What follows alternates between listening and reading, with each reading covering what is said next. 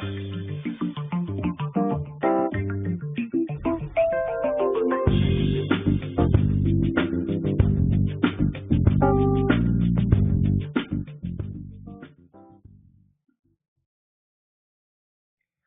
welcome everyone to another video brought to you by chess.com. I am FM Daniel Wrench, and here we go.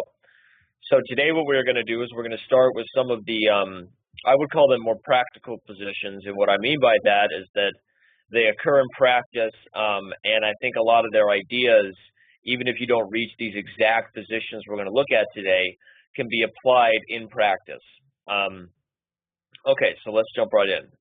What we're looking at here is a position where, although white is actually up 2 pawns, this is a theoretical draw. We're just going to go ahead and tell you the answer right now, that this position is a theoretical draw.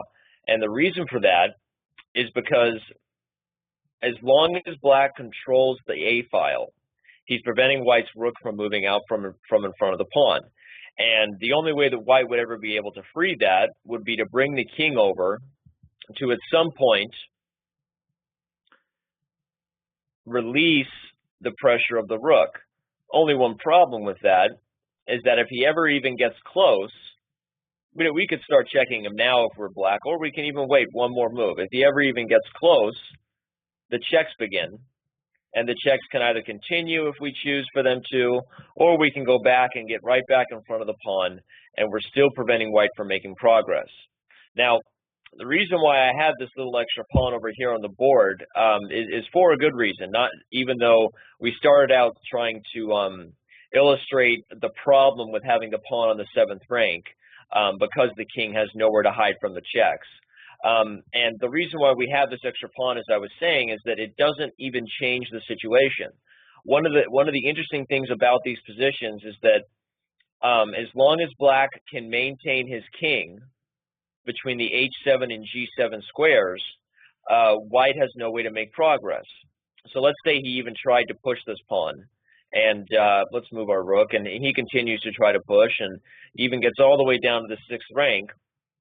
You'll notice that that doesn't change black's defense in the slightest. Black is still simply needing to keep control over the A file, which thus prevents the white rook from moving out, and even having this extra pawn doesn't make a difference. So we might be asking, well, what if we started out with a corner pawn? Well, you can probably figure out the answer for yourself, but that doesn't really change the position, because a corner pawn doesn't have this. It has the same disadvantages that a knight pawn does, which is that it doesn't force the king away from one of these 2 squares. We're going to get to why the king needs to be away from one of those 2 squares in a second, and you may already know the trick, but you'll notice that even having a corner pawn doesn't change the situation in the slightest either, because black does not have to move away from the 7th rank, and he does not have to move away from those 2 squares. In either case, if he ever moved away from the 7th rank, either by coming as far as the 6th, white would always be able to remove this rook with tempi, as we call, with a tempo check, allowing the pawn to queen. And if the king ever moved away from these 2 7th rank squares, let's say to f7, here we would have an easy queen by pushing the pawn. But even without that being the case, one of the famous tricks about this position is that if the king cannot maintain control of the corner, white has the backdoor trick, the backdoor rook trick. The rook is able to swing across the board, threatening to get a queen. And after the pawn is captured, he wins the rook by coming to the other side of the board. And I've actually seen very strong players, including masters, forget about that trick during games, where let's say they were in a position to start with where they understood that the king needed to stay on the 7th rank, because they knew that if the king came to the 6th rank, there would be a check with tempi. But even strong players have forgotten about this tactic of the backdoor trick with the rook. Now, this is a very basic position that illustrates this idea. So I don't think I've never seen a master forget about it in such a basic position. However, when we start to make these positions more practical, as this lesson is called, Practical Positions 1, which means we're going to start adding more pieces on the board and get a little bit more complicated, you're going to notice that some of these basic ideas things like needing to keep the king in the corner, needing to keep the king safe from checks, will find themselves repeating even in more practical and complicated positions. So with that being said, let's review real quick about what the basic ideas were from this position. Again, having a knight or a rook pawn does not change the fact that this is a theoretical draw, because black is not forced to move his king away from these squares. The rook can simply wait. Even the king can wait back and forth if he wants, but by making waiting moves with the rook, white will not have any progress to be made at some point because his king has nowhere to shield himself from checks. Even if he makes the long journey all the way over to the queen side, he's unable to shield himself from the black checks. So pretty basic to understand, although I think that a lot of players don't just know this position. This is one of those positions you just need to know. You need to just know that if a pawn reaches the 7th rank, typically these positions cannot be won because of the fact that the king isn't really threatening anything. So with that being said, we're going to move right ahead to, as I said, slightly more practical positions. Let's move right ahead to a position, one that I think is always good to start with. And that is a position where we have an equal scenario on one side of the board, while one of the players has an advantage on the other side of the board, in this case being one extra pawn. Here is a basic position where we see that if white pushes this pawn to the 7th rank, although we've added more material, that theoretical idea I just showed in the last position applies here as well, which is that now that this pawn has moved to the 7th rank, black really has nothing to worry about. You could move the rook if you wanted to, or you could even extend the pawn. This is typically a very effective setup, and we're going to talk about in a later position, we're going to talk about why opening the king here is not always such a good idea. We'll come back to that. So you could do a number of things here, move a pawn and even allow white to start making some progress here, because as we know that even though our rook can't ever move off and take these pawns, we'd like to take those, but we can't because he'll queen. But even though we can't do that, it's okay because he's not threatening anything over on the queen side. When the king ever gets close, we start our checks, and we could give a few more checks if we want to be annoying, or you can even just go right back and guard the pawn and remind white that there's really no progress to be made in this position. Which is why a lot of the time, if you see grandmasters start out in a position like this, you might even just see them just agree to a draw right off the bat, because they both understand where the position is headed. Not because they've calculated 50 moves, but because they understand that the idea is pretty simple. Now, why did I start out with a position with the pawn on the 6th rank? You might be wondering. Well, the reason is it does illustrate one other idea. Now, with the pawn on the 6th rank, what option does white have that he didn't have before? If you want to take a second to pause and figure that out, you can. Okay, we're going to assume you're back, but the basic idea here is actually very simple, which is that now when the king comes over, he does have the option at some point to hide. However, what's the obvious problem with the fact that the pawn is on the 6th rank?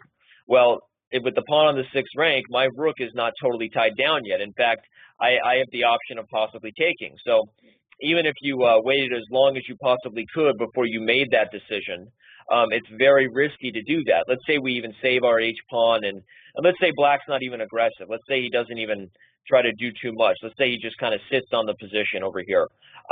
Eventually, you'll have to make one of these moves where you have to start giving up a pawn. You could even try to push here, but then the 3rd rank becomes a problem. So let's say at some point white decided that he wanted to make a win of this position instead of a draw and decided to take that risk. Well, that now, as you see, black can munch, and pushing to the 7th rank only allows me to come back, and now you're in the same position you were in before, where you're not threatening to make progress because your king can't hide, and you've actually lost a pawn, which means you can't do that. You have to continue to make the risk, and so I'll come up again. And here, once again, the same problem. You can't push here because I'll come back behind the pawn. So you have to continue to take this risk with the king. And all of a sudden, you start to recognize that even here with the king on b6, you can't push the pawn first because, once again, I'll give a check and get behind this pawn. And white is unable to make progress. And now you've actually lost 2 pawns. So here you've taken the risk of giving up 2 pawns, all to have the ability to move this rook out and now start to threaten to get this queen and possibly shield your king.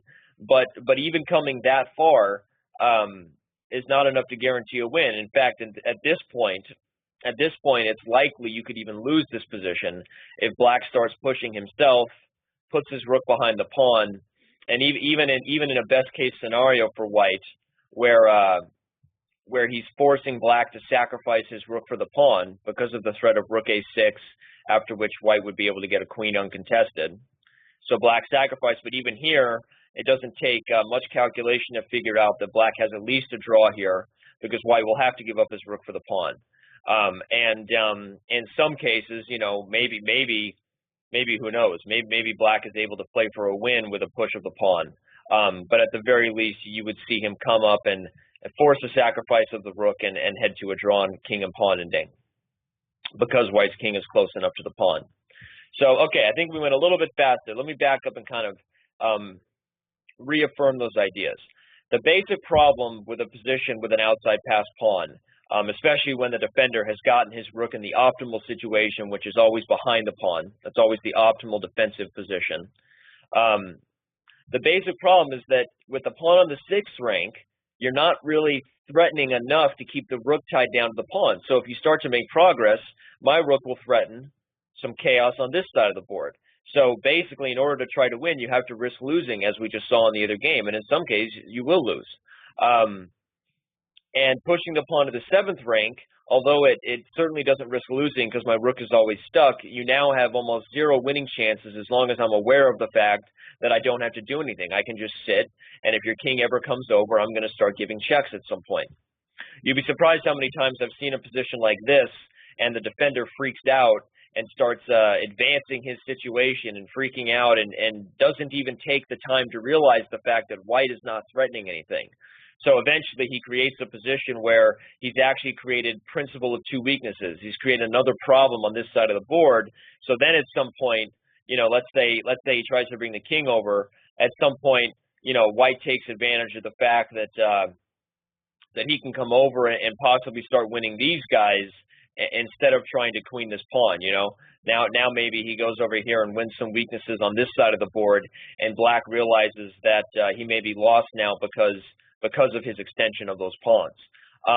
So I believe it really is an important point. In fact, two of my students did an exact example of that the other day at a tournament where, you know, they extended, you know, the black side did not realize that White was not really threatening to make any progress in a position like this, and he extended his kingside pawns to the point where they became weaknesses and lost the game. So again, this is why we call this a practical session, because even though there are some very technical ideas, like you have to have your rook behind the pawn, and understanding the easy theory that if the pawn is on the 7th rank, White is really not threatening anything, and that if the pawn is on the 6th rank, you have a very technical idea of just creating threats on this side of the board. Those are things that you need to remember and you need to lock into your brain. But, you know, a good practical point is that, you know, if you're under time pressure, would you keep a cool head and remember those ideas? I hope you would. And remember that generally the worst thing you can do is extend your kingside pawns to the point where they become weaknesses themselves. A lot of players make that mistake, and when he already has an advantage like this, you will most of the time lose those games if you extend those pawns too far. So that ends our first session today, which is practical rook endings 101, we'll call it. You know, that'd be fun. Practical rook endings 101, like a college class. So please take some of the patterns here, some of the ideas, and try to apply them in your games. Very simple understanding of the fact that these outside pass pawns over here are not quite as effective. These outside pass pawns over here are not quite as effective as they always look. Very good and important point to be aware of. So thank you, and that ends our video for the day. Good luck.